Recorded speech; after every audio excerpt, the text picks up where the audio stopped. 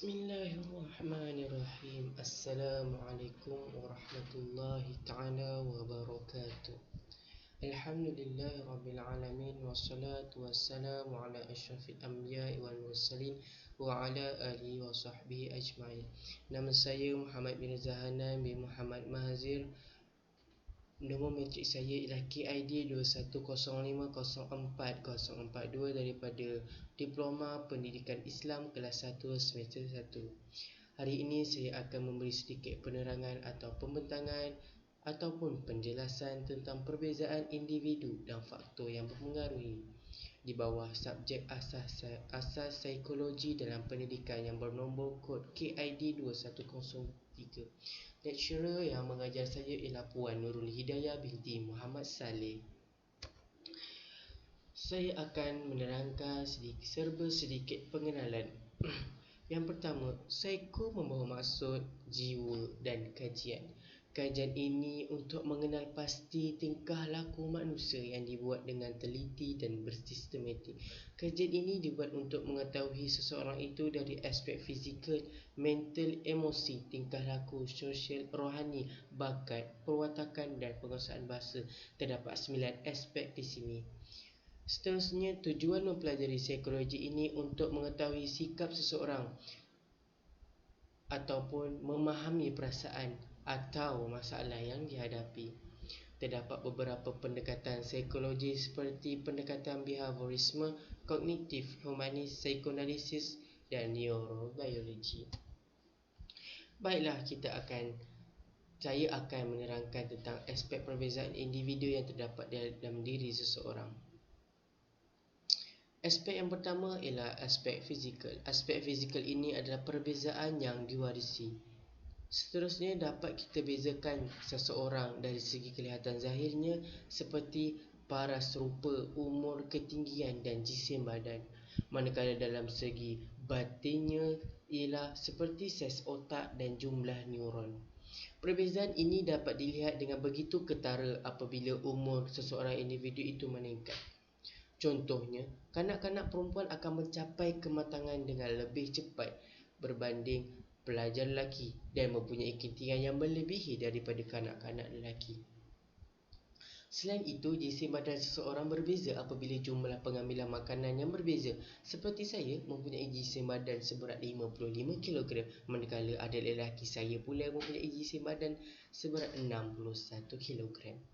Mengikut perhatian saya, adik saya mengambil jumlah makanan yang lebih daripada saya, maka jelaslah di sini fizikal adik saya lebih besar berbanding saya. Baiklah, seterusnya aspek yang kedua iaitu aspek mental. Definisi mental ialah berkaitan dengan akal, pemikiran dan proses intelektual.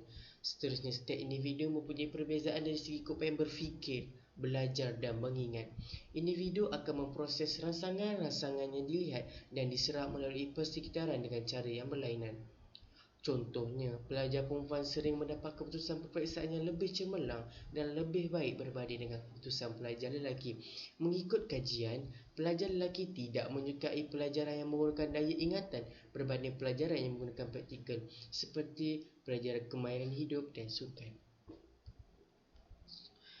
Baiklah, aspek emosi. Aspek emosi adalah aspek yang ketiga. Definisi emosi ialah perasaan jiwa yang kuat seperti sedih, gembira, takut dan dia mempunyai tahap yang berbeza. Emosi berasal dari ibu bapa. Oleh kerana setiap individu mempunyai peringkat sosio-emosi yang berlainan untuk melalui keluarga.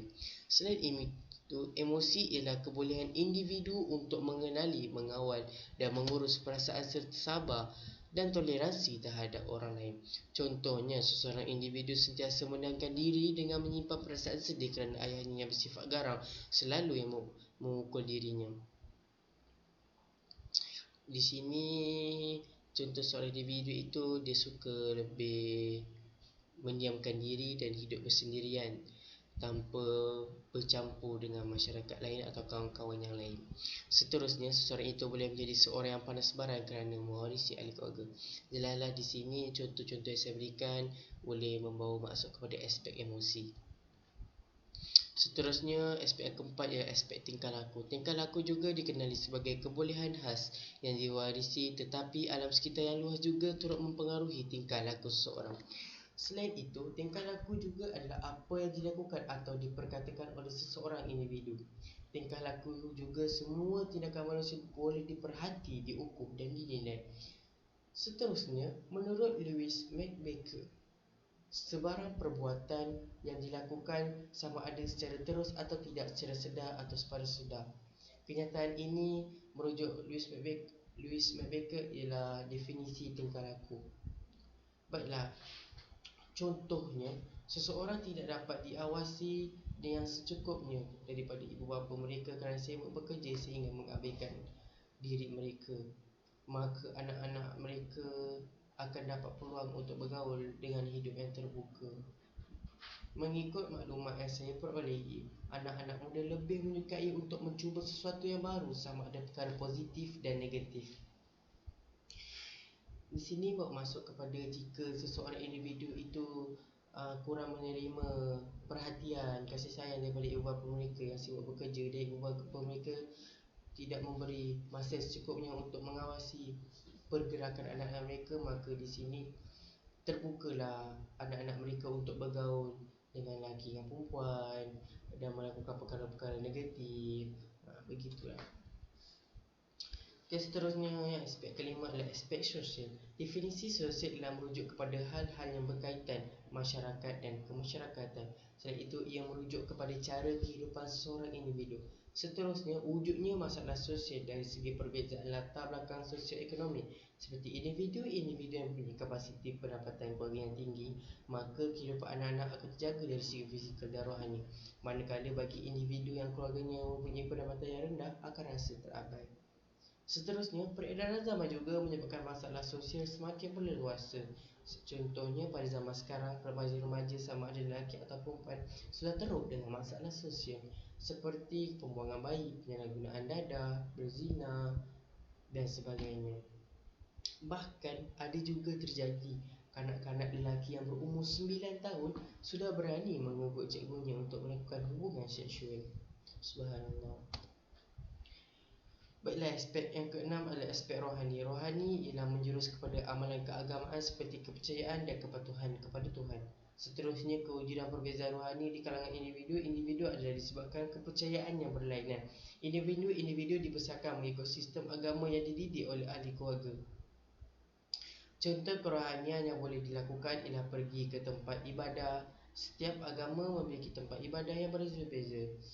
Contohnya, agama Islam tempat ibadahnya ialah masjid, agama Hindu tempat ibadahnya adalah kuil, agama Kristian tempat ibadahnya adalah church, agama Buddha tempat ibadahnya adalah tokong. Seterusnya, individu-individu boleh pergi ke tempat reaksi atau hiburan bagi membentuk tindakan sosial yang dilakukan untuk mengisi rohani individu.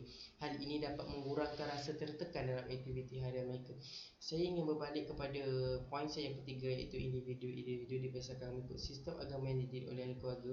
Di sini saya ingin buat lebih penjelasan. Contohnya, individu itu lahir, bayi lahir dan dididik oleh ahli keluarga mengikut kepercayaan kehidupan, mengikut fahaman cara hidup agama masing-masing, dan bayi itu semakin lama akan melanjut usia dan dia akan terbiasa dengan agama yang terdidik oleh ahli keluarga mereka sendiri. Baiklah, kita pergi ke aspek yang seterusnya, iaitu aspek bakat. Bakat ialah satu kemampuan yang dimiliki oleh seseorang di mana kemampuan tersebut sudah melekat dalam diri mereka. Menurut William Backmaker, bakat merupakan sesuatu yang ada dalam diri seseorang individu hasil daripada latihan yang sudah dijalaninya. Bakat mempunyai dua jenis, iaitu bakat umum dan bakat khusus. Bakat umum merupakan kemampuan atau potensi seseorang yang dimiliki oleh setiap individu seperti bercakap, berjalan, membaca dan menulis. Manakala bakat khusus pula ialah kemampuan yang hanya dimiliki oleh individu-individu yang tertentu sahaja, seperti menyanyi, melukis, menari dan pelbagai. Baiklah, aspek yang ke-8, aspek perwatakan. Perwatakan ialah ciri-ciri yang ditunjukkan melalui perlakuan seseorang individu. Perwatakan boleh dijelaskan melalui ciri lahiriah seperti bentuk paras rupa dan tingkah laku, serta yang berupa jasmaniah pula yang berkaitan dengan perasaan, sikap dan pemikiran. Perwatakan mempunyai 3 jenis, iaitu perwatakan introvert, extrovert dan ambivert. Perwatakan introvert didefinisikan sebagai orang yang bersifat suka memendam rasa dan menumpukan perhatian dalam dirinya sendiri, tidak suka bergaul dalam masyarakat dan dunia luar. Dia merupakan karakter seorang yang memiliki orientasi secara mental dalam menjadi kehidupan seharian. Contohnya individu ini sentiasa hidup bersendirian, dan tidak mahu bergaul dengan orang lain, menyimpan sendiri perasaan sakit, suka, duka, semua itu akan dihadapi dengan dirinya sendiri. Seterusnya, perwatakan extrovert ialah mempunyai personaliti yang kuat dan menyenangkan. Individu yang mempunyai perwatakan ini mampu membawa diri ketika berhadapan khayal ramai. Bagi mereka, aktiviti sosial berinteraksi dengan orang lain adalah sesuatu yang paling menyeronokkan. Perwatakan yang macam ni yang kita perlu hendak daripada anak-anak muda zaman sekarang, kerana anak-anak muda ni lah yang akan membimbing keluarga dan memimpin keluarga, akan menjadi ketua keluarga untuk bagi lelaki. Ambivert pula adalah ciri kepribadian seseorang antara introvert dan extrovert. Ambivert ni bermaksud seseorang tu mempunyai kedua-dua ciri perwatakan introvert dan extrovert. Itu dikenali sebagai ambivert. Dia kadang-kadang dia suka sendiri, kadang-kadang dia suka bergaul dengan orang. Itu bagi ciri-ciri perwatakan ambivert. Baiklah, kita sudah sampai kepada aspek yang terakhir, iaitu aspek penguasaan bahasa. Di dalam dunia ini terdapat pelbagai bahasa yang digunakan untuk berkomunikasi antara satu sama lain. Maka setiap individu di dunia ini mempunyai penguasaan bahasa yang berbeza. Kepentingan terhadap penguasaan bahasa sangat jelas dalam bidang pendidikan kerana bahasa merupakan alat utama dalam proses pengajaran dan pembelajaran. Seterusnya, melalui bahasa, seorang itu boleh berinteraksi dengan orang lain untuk menyampaikan maklumat. Sebagai kesimpulannya, semakin baik penguasaan seseorang terhadap kemahiran bahasa, maka makin tinggi keupayaan dan kecekapan untuk berkomunikasi. Sampai di situ untuk aspek perbezaan individu. Okey, kita masuk kepada faktor yang mempengaruhi perbezaan individu. Faktor ni terbahagi kepada dua, iaitu faktor baka dan faktor persekitaran. Baiklah, saya akan jelas faktor yang pertama, iaitu faktor baka. Setiap orang mewarisi sifat-sifat tertentu melalui perwarisan gen atau baka daripada kedua ibu bapanya seperti paras rupa dan tahap kecerdasan. Menurut A. Ahmed, baka memainkan peranan penting dalam menentukan ciri-ciri fizikal seperti warna mata. Dari segi mental pula, ibu mengandung kita ambil contoh, ibu mengandung yang mengambil barang larangan seperti dadah akan melahirkan anak yang tidak stabil emosinya. Maksud di sini anak yang tidak stabil emosinya adalah anak orang kurang upaya, OKU. Menurut Kasnani Abdul Karim pula berpendapat setiap orang akan mewarisi sebahagian besar paras rupa, tahap kecerdasan, gaya bahasa dan gaya hidup, sikap dan minat daripada ibu bapa mereka. Baka diperturunkan oleh ibu bapa melalui pencantuman 23 kromosom ibu dan 23 kromosom bapa. Baiklah, faktor yang kedua ialah faktor persekitaran. Persekitaran membawa maksud individu dan objek yang ditemui serta peristiwa yang berlaku dalam kehidupan seseorang yang mempengaruhi pertumbuhan dan perkembangan kehidupan seseorang individu itu sendiri. Persekitaran yang mempengaruhi seseorang individu termasuklah hubungan individu dengan ibu bapanya melalui asuhan dan interaksi. Menurut A. Ahmed, berpendapat keadaan sosioekonomi keluarga atau kemudahan-kemudahan pembelajaran serta jantina adalah faktor-faktor persekitaran yang mempengaruhi perbezaan ini. Secara ringkasnya lah, faktor persekitaran adalah perkara-perkara bukan genetik yang mempengaruhi perbezaan individu. Baiklah, kita sudah sampai kepada penghujung dan saya akan buat sedikit rumusan tentang apa yang telah saya bentangkan dan memberi penjelasan tadi. Yang pertama, jelaslah bahawa terdapat 9 aspek perbezaan individu.